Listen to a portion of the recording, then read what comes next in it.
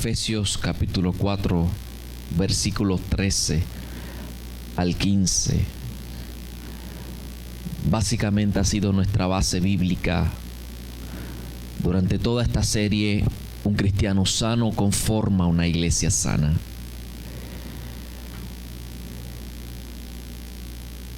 Ese proceso continuará hasta que todos alcancemos tal unidad en nuestra fe y conocimiento del Hijo de Dios que seamos maduros en el Señor. Es decir, hasta que lleguemos a la plena y completa medida de Cristo. Entonces ya no seremos inmaduros como los niños. No seremos arrastrados de un lado a otro, ni empujados por cualquier corriente de nuevas enseñanzas. No nos dejaremos llevar por personas que intenten engañarnos con mentiras tan hábiles que parezcan la verdad. En cambio, hablaremos la verdad con amor y así creceremos en todo sentido hasta parecernos más y más a Cristo, quien es la cabeza de su cuerpo, que es la iglesia. El pasado domingo empecé a hablarles acerca de la vida o mi vida como discípulo. Y estuvimos hablando de que realmente hay unas características, hay unas evidencias que tienen que estar presentes en aquellos que son discípulos de Cristo. Pero hoy quisiera compartir con ustedes herramientas para desarrollar nuestra madurez espiritual como discípulos. Todo discípulo cristiano debe desarrollar su madurez espiritual. Todo discípulo de Cristo que ha entendido, que ha entregado su vida al Señor Jesús, debe tener la meta clara de ir en un constante crecimiento en el Señor. No solo debe ser una meta clara, sino que también es el llamado bíblico para cada discípulo de Cristo. Y la realidad es que la madurez espiritual no es automática. La gente piensa que con simplemente confesar a Jesús y venir a la iglesia es todo lo que se tiene que hacer para crecer espiritualmente. No es una varita mágica, no hay una fórmula, no hay algo que podamos decir, aleluya, que accionando tal botón usted instantáneamente, como si fuera un microondas, pasa de crudo a cocido. La realidad es que madurar espiritualmente, aleluya, no es automático e implica un proceso. No solo un proceso, sino un esfuerzo. Y yo soy de los que creo firmemente que la vida misma, la vida, toda ella es esfuerzo. Usted no ha llegado a donde ha llegado hoy porque simplemente se sentó en una mecedora a dar para adelante y para atrás y todo llegó. Se podrá dar cuenta que todas las cosas que son importantes en la vida ameritan esfuerzo. Madurar en Cristo es lo mismo. La salvación es otorgada de una manera gratuita, aleluya, pero el llamado de Cristo es que una vez otorgado esa salvación, una vez tus ojos son abiertos a la luz y a la esperanza, tú tienes que crecer espiritualmente. Por lo tanto, cultivar tu crecimiento y tu madurez espiritual debe ser intencional. Diga conmigo, intencional. ¿Qué es algo intencional? Algo que realmente nos hemos determinado con toda la intención de que ocurra. Madurar espiritualmente ameritará que usted, aleluya, se dedique a ello. Y déjeme decirle, va a ser un esfuerzo que va a doler, que va a costar. Hay una palabra que me gusta en el desarrollo para el ser humano que se llama adolescencia. ¿Y por qué se dice adolescencia? Porque cuando usted empieza a crecer de niño a adulto, el cuerpo se empieza a adolecer. Nuestros sistemas reproductivos, nuestro sistema, todo el cuerpo empieza a cambiar de tal forma que hay unos elementos en él que por razones, aleluya, que Dios ha puesto como seres humanos, nos causan dolor, aleluya. Todo lo que crece amerita esfuerzo. Y eso es una verdad que encierra un principio en toda la dinámica de la vida. Pero tendremos que ser intencionales para cultivar nuestra madurez espiritual. Cada creyente debe aspirar a parecerse más y más a Cristo. Mire, el término maduro en griego, porque la palabra de Dios establece que seamos maduros en el Señor, es el término teleios.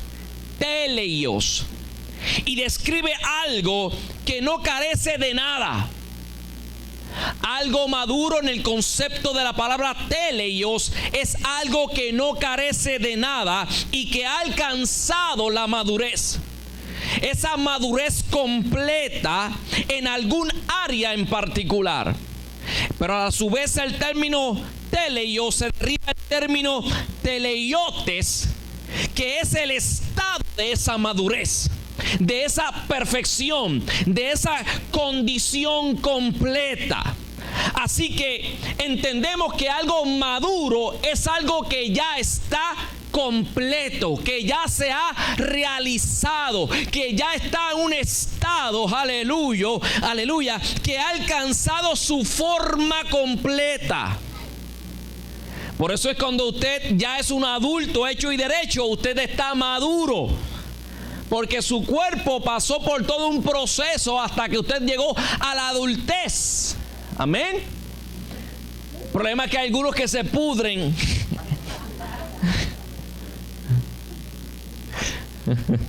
Otros se quedan verdes. Las frutas le pasa lo mismo. ¿Sí o no? Cuando está madura es porque ya está completa. El color, la forma, el sabor está en su punto correcto. En otras palabras, algo maduro ya está en el estado de producir. Algo maduro ya está en el estado para dar. Algo maduro ya está en el estado para servir a algo. ¿Me va entendiendo? Porque cuando usted toma una fruta que no está madura, no sirve para alimentarlo porque no está en el estado correcto para que sea alimento. Aleluya. Igual pasa en el ser humano. El ser humano tiene que llegar el momento correcto en el estado de madurez tanto emocional como física para poder reproducirse. Aleluya. Ese estado de madurez, de estar completo, de estar correcto para producir, para dar algo, debe ser la meta del creyente. Ahora bien, como discípulos, de Jesús, alcanzamos ese estado de madurez espiritual en la medida que nos conformamos más y más a la imagen de Jesucristo. La meta de madurez no está establecida humanamente por nosotros, está ya establecida por el mismo Cristo. Aleluya.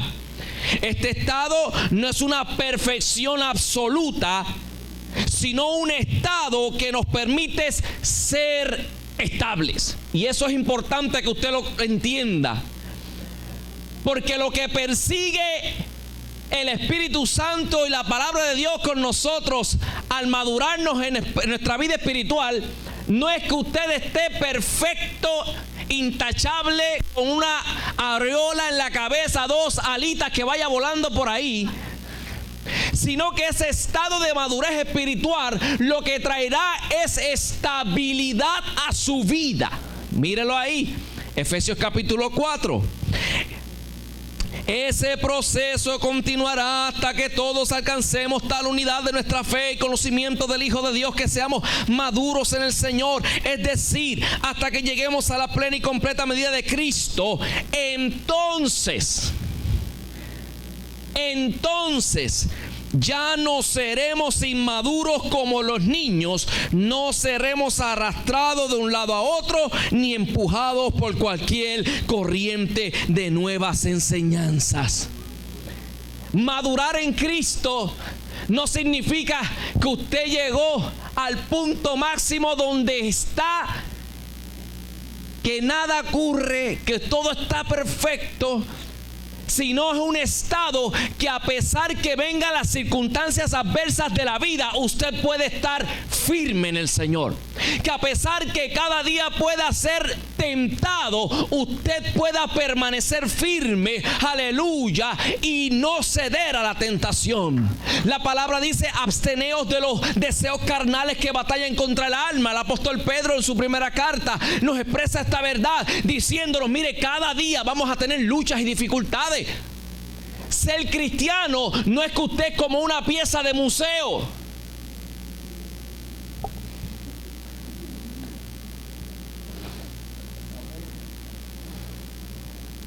La iglesia no es un museo donde todos los cuadros están ahí bellos, perfectos, todas las obras magníficas ahí. La iglesia es un hospital donde siempre la gente llega con necesidad de que sean atendidos espiritualmente. Yo no voy ahí porque hay un chorro de hipócritas que son los que están ahí. Gloria a Dios que hay un chorro de hipócritas, porque Dios entonces allí los puede salvar, los puede libertar, los puede restaurar. Estamos esperando también por ti, porque todo el mundo en algún momento. Ese estado de madurez es un estado de firmeza, de estabilidad. Miren lo que dice Efesios capítulo 3, versículos 16 al 17. Pido en oración que de sus gloriosos e inagotables recursos los fortalezca con poder en el ser interior por medio de su espíritu. Entonces, después de ser fortalecidos en tu ser interior, Cristo habitará en el corazón de ustedes. A medida que confíen en Él, echarán raíces profundas en el amor de Dios, y ellas los mantendrán fuertes.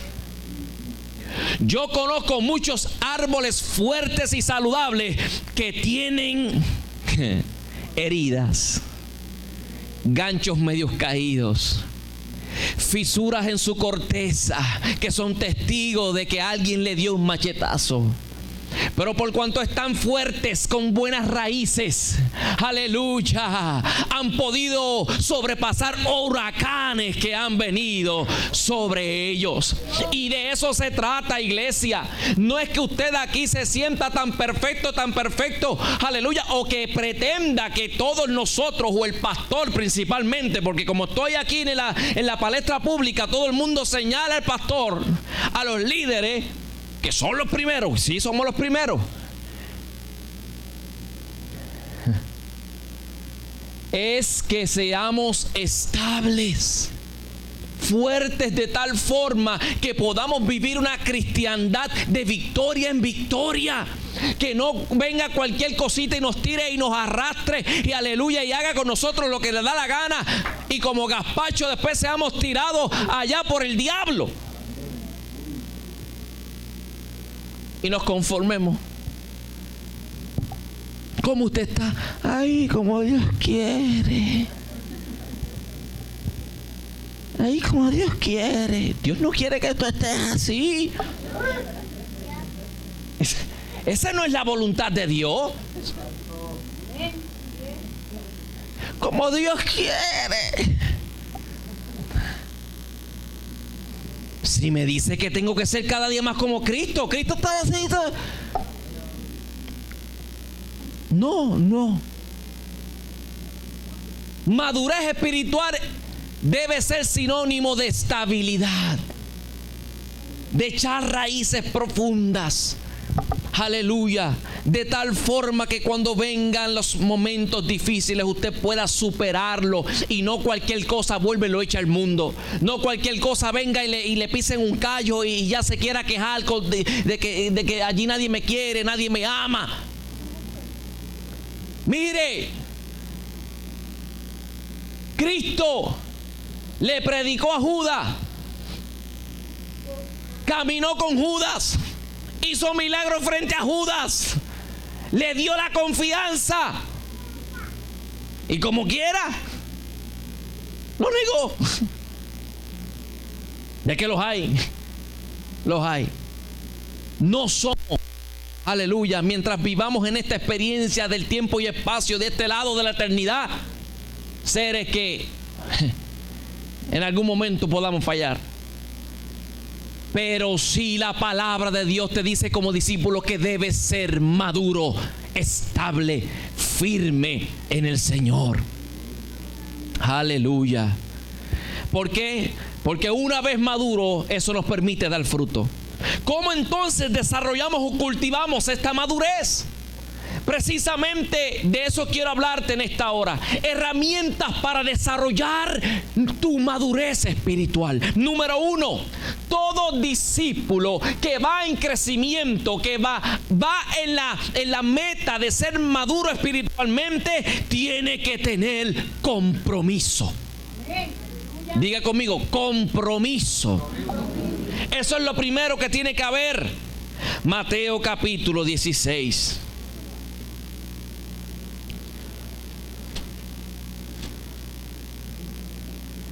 Versículo 24. Dice: luego Jesús dijo a sus discípulos: si alguno de ustedes quiere ser mi seguidor, tiene que abandonar su manera egoísta de vivir, tomar su cruz y seguirme. Si tratas de aferrarte a la vida, la perderás. Pero si entregas tu vida por mi causa, la salvarás. ¿Y qué beneficio obtienes si ganas el mundo entero, pero pierdes tu propia alma? Compromiso. Pero para que exista un compromiso, es necesario que haya un conocimiento.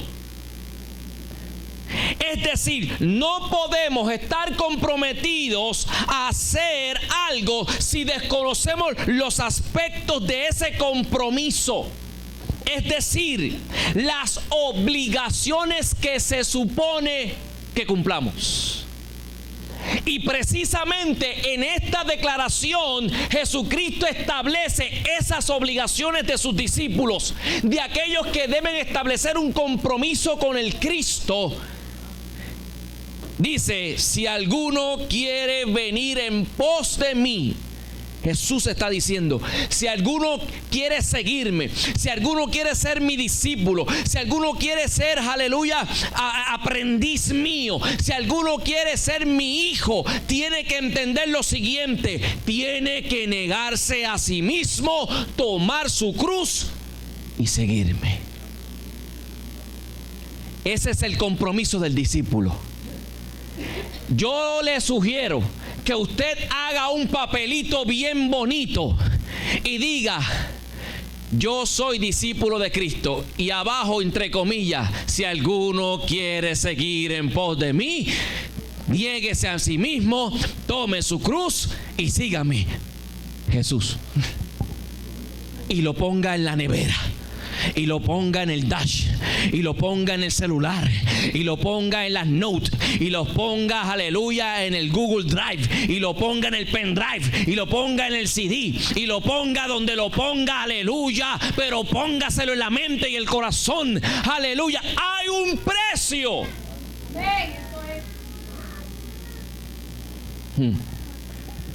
Y ese precio es compromiso. Vivimos en una sociedad donde hoy se está predicando en contra del compromiso. Sutilmente en nuestra sociedad, aleluya, ya la gente no quiere compromiso. Ya cojo cualquier cosa sin contrato.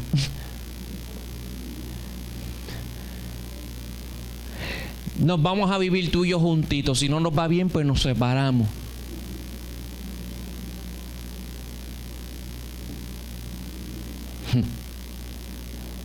Amigos con privilegio. Eso se llama fornicación y es pecado, dice la Biblia. Compromiso. Y ese compromiso implica la negación a nosotros mismos. Y usted dirá: pastor, pero no es tan radical eso. Ay, déjeme decirle, aleluya, cuando usted pone en balanza seguir nuestros propios impulsos humanos de esta carne, lo que nos va a llevar es al infierno. Pero seguir, aleluya, el mandato de Dios, lo que te va a llevar es la eternidad. Por lo tanto, el compromiso que Dios te está exigiendo a la larga, a la postre, es un compromiso que lo que va a dar es vida eterna. Y esa es la primera herramienta que tú tienes que tener como creyente, como discípulo. Cuán comprometido estoy con Cristo. De cada día, aleluya, cargar mi cruz. Cargar su cruz no es otra cosa que sinónimo de morir a nosotros mismos. La cruz era el instrumento donde aquellos que iban a ser, aleluya, castigados en ella, era cargada hasta el lugar donde iban a ser crucificados. La imagen es la siguiente: carga tu cruz para que cada día puedas ver y sentir que mueres a ti mismo. Dietrich Bonhoeffer, un gran teólogo alemán ejecutado por Adolfo Hitler, siempre fue central en su teología y decía: si Dios te ha llamado, síguele. Pero cuando Dios llama a un hombre, le pide que muera. ¿Morir a qué, pastor? Morir a nuestros impulsos de nuestra carne. Morir a nuestras tendencias, a nuestras luchas, que cuando las analizamos simplemente lo que nos traerán es pecado y muerte. ¿Sabes? Después que tú estás hechito y derechito, has venido con unas experiencias de la vida que te harán luchar cada día con unas debilidades. Y por más que quieras orar, no se van a ir. Simplemente las vas a tener que someter ante la cruz y cargar con ellas y negarte a ti mismo y decir: por amor a Cristo, yo me niego. Por amor a Cristo, por amor a Cristo, por amor a Cristo. Compromiso. Pero ese es el mensaje que hoy día a la gente no le gusta. ¿Por qué? Porque hoy todo tiene que ser peaches and cream, reino, próspero, de hacer lo que siento y Él me ama porque Él es amor. ¡Mua!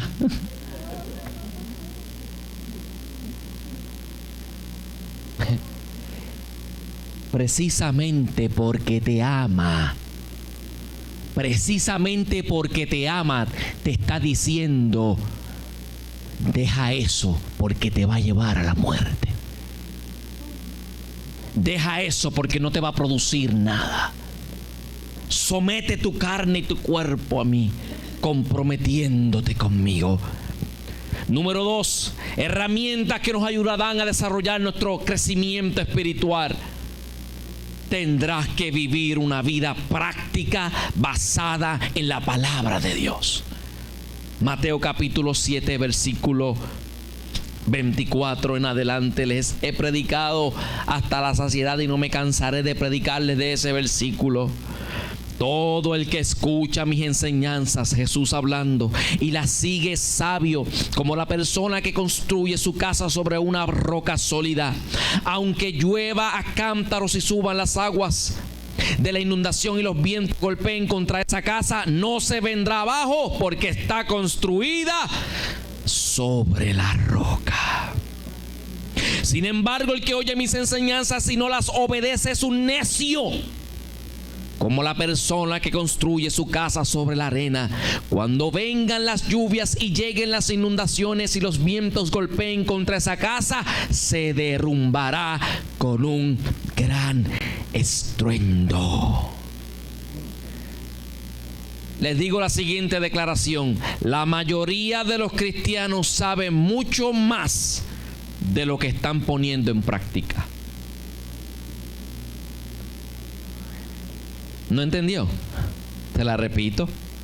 La mayoría de los cristianos saben mucho más de lo que están poniendo en práctica. En otras palabras, conocemos mucho y practicamos poco. Hay gente que se sabe la Biblia del Génesis hasta Apocalipsis y no practican ni el Salmo 23. Tú vivirás y practicarás de la palabra aquello que creas.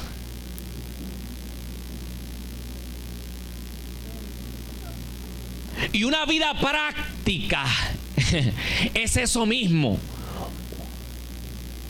Yo trato de vivir mi vida práctica. Algo práctico es que sea funcional. Que no sea un elemento de complejidad tal que tú te sientas que tienes que estar en Marte o en Júpiter para poder. Una vida práctica basada en la palabra de Dios como discípulo, lo que te está diciendo es que tendrás que alimentarte de ella y absorber de tal forma la palabra del Señor que aunque muchas veces nos duela vivir lo que está ahí, saber que es por nuestro beneficio. Una vida práctica en la palabra del Señor es como ese que cimenta su casa en la roca, porque cuando viene la tempestad, cuando vienen los ríos, cuando viene el terremoto, ésta se permanece firme. Y después vamos por la vida quejándonos. Ay, aquello, ay, lo otro. Y vamos con la queja avanza. Y ay.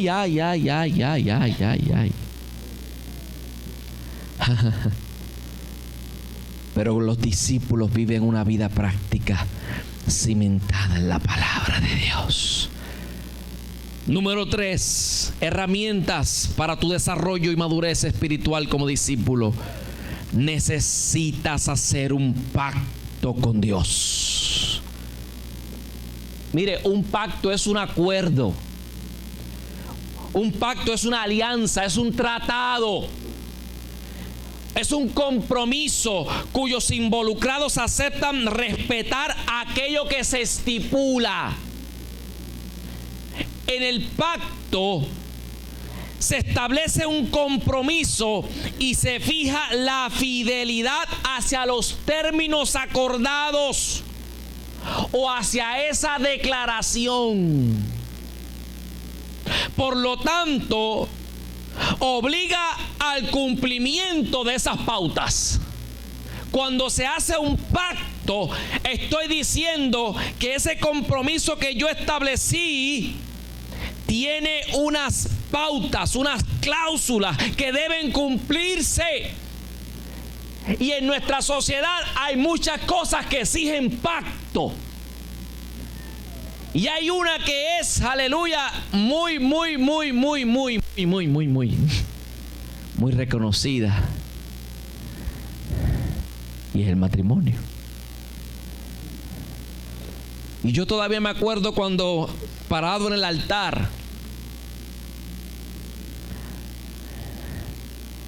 prometí pactar, amar, cuidar, sostener a mi esposa. Y hasta el sol de hoy, gloria a Dios, Dios me ayude cada día. ¿Dónde está Brenda? Ah, mírala allí. He tratado de cumplir, ¿sí o no, mi amor? Amén, gloria a Dios.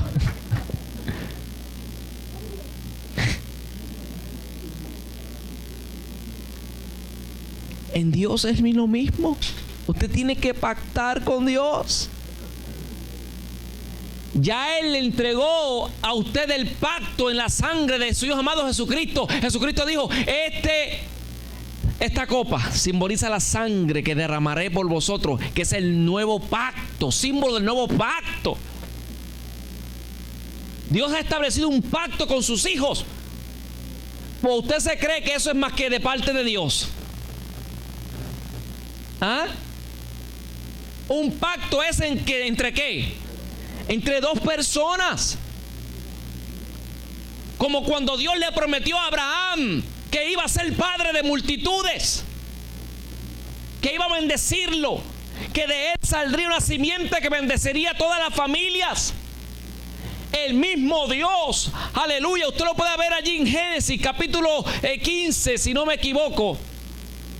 Dice que mandó a Abraham a buscar unos animales, que los partió por la mitad y los tendió en el suelo, y que cuando la noche oscura llegó y Abraham estaba medio dormido, de momento de entre medio de los animales empezó, aleluya, a moverse una antorcha ardiente.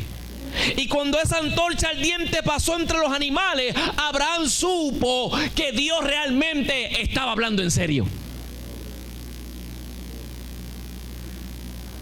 ¿Por qué?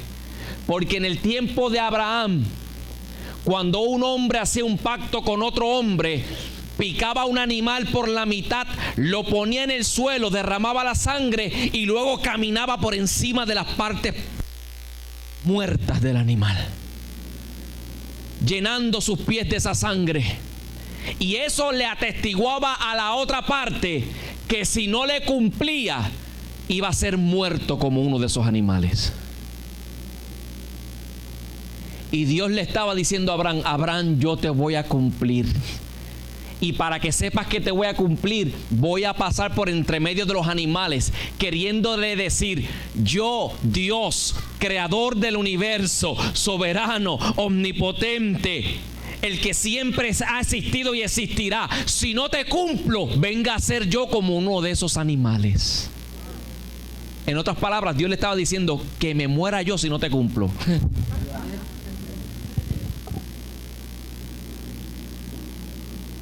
¿Le cumplió o no le cumplió? Le cumplió. ¿Pero qué de nuestra parte? Bendíceme, bendíceme, bendíceme ahora, ahora, ahora. Cuando salgo del culto, living la vida loca, living la vida loca.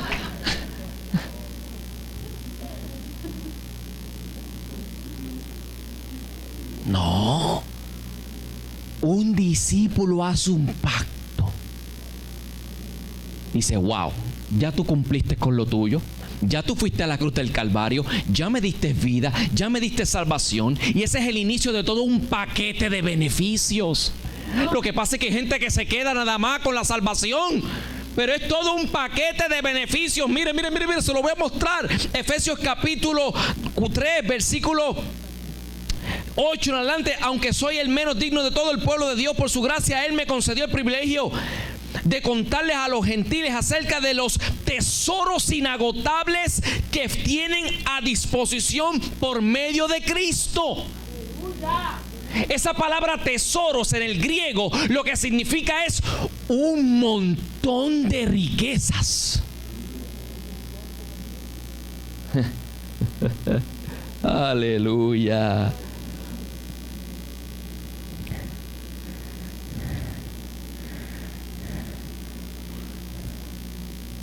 El griego ploutos. O sea, un montón vasto de riquezas. Son los tesoros que Dios tiene para cada uno de nosotros. Pero ¿por qué necesito un pacto? Número uno, nos convertimos en aquello a lo cual estamos comprometidos.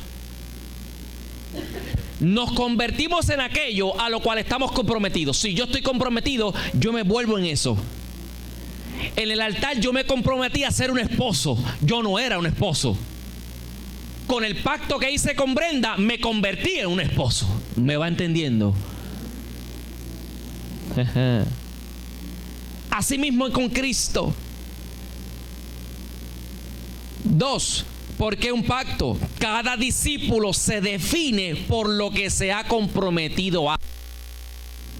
Si me comprometí a ser un seguidor de Cristo, por lo tanto, me defino como ¿qué? Como discípulo, como seguidor, como aprendiz.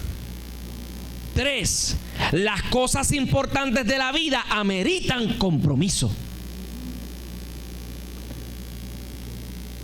¿Usted tiene cosas importantes en su vida? ¿Sí o no? ¿Tiene cosas importantes en su vida? ¿Y usted las tiene así por qué? ¿O se comprometió con ellas? ¿Usted está comprometido con sus hijos, sí o no? ¿Es importante, sí o no? ¿Está comprometido con su pareja, sí o no? ¿Está comprometido con su trabajo porque es importante? Porque si no es importante lo van a votar, ¿sí o no? ¿Está comprometido con Cristo?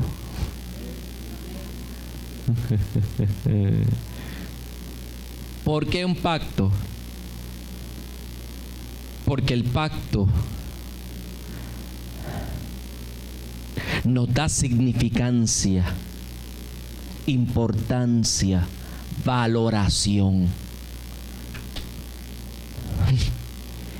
Yo tengo que esto cuesta. Esto cuesta. Esto vale. Si yo me comprometo y tengo un pacto, yo lo valoro, yo lo cuido. ¿Qué le pasa a la gente que le dan las cosas así? ¿Por qué? O cuando usted tiene aquello que viene, no, ¿verdad? No le da importancia, no lo valora. Pero cuando nos comprometemos con Dios en un pacto, entonces valoramos, porque nos va la vida en ello. ¿Por qué un pacto? Porque el pacto demanda obediencia, entrega.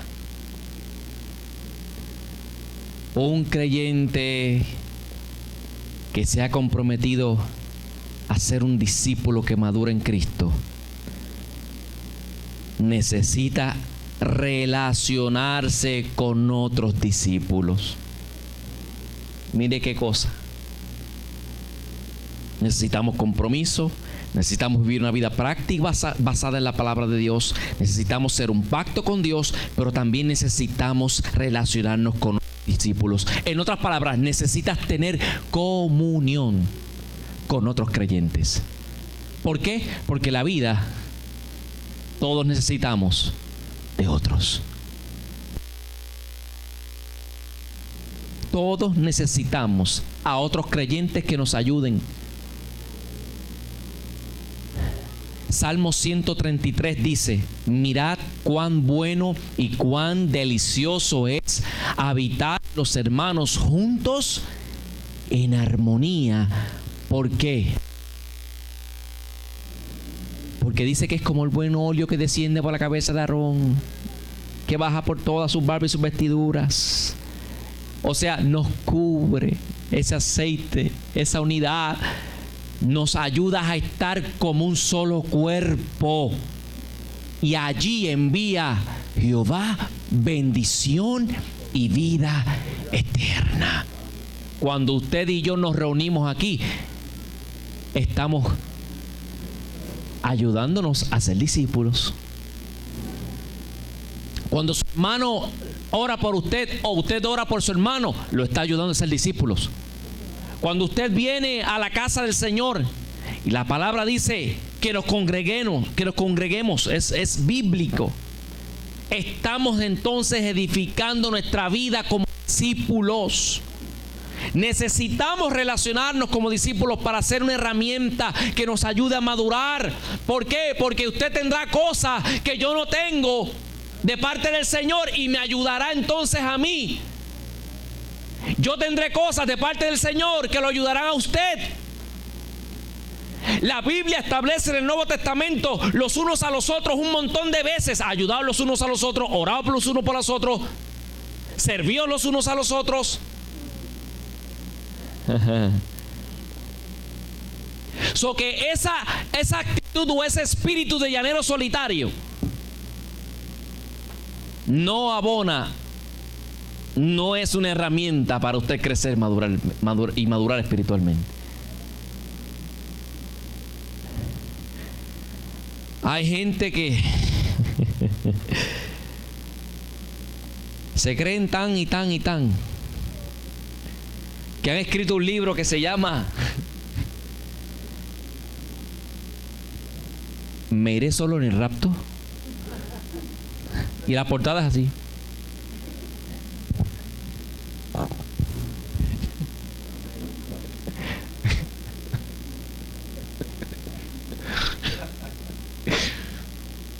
Cabezones. Tú también tienes debilidades, soporta las debilidades de los otros. Nos necesitamos unos a otros. Y por último, herramientas que te ayudarán a crecer y madurar en tu vida como discípulo. Debes tener bien claro tu misión. Mateo capítulo 28, ¿qué nos dijo Jesús? Id, vayan y hagan ¿qué? Discípulos. En otras palabras, reproduzcanse. Como discípulo, yo maduro en la medida que también hago a otros discípulos. ¿Por qué? Porque para yo darte algo, primero lo tengo que tener. Yo no puedo dar nada que no tenga. Y al contrario, cuando usted le sueltan esa responsabilidad, es como aquel que tiene un bebé. ¿Y ahora cómo hago esto? Ay, agajalo, yo no sé cómo se me cae. Dale leche, ponle biberón. Oye, es que nada. Busca, prepárala. Si es de fórmula, lee las etiquetas.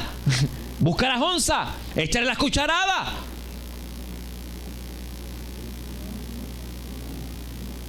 Así mismo es. Ay, pastor, ¿pero qué le digo? Pues lee la Biblia. Prepárate, crece, madura. No se lo deje todo al pastor. Saque tiempo con esa ovejita también usted. Si la trajo a la casa del Señor, llévela de la mano. Lindo. Paren los hijos y ahí está, para la casa del pastor.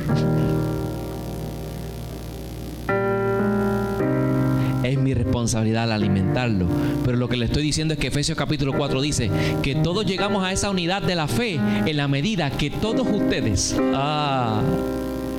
con sus dones y talentos edifican, ministran a ustedes mismos.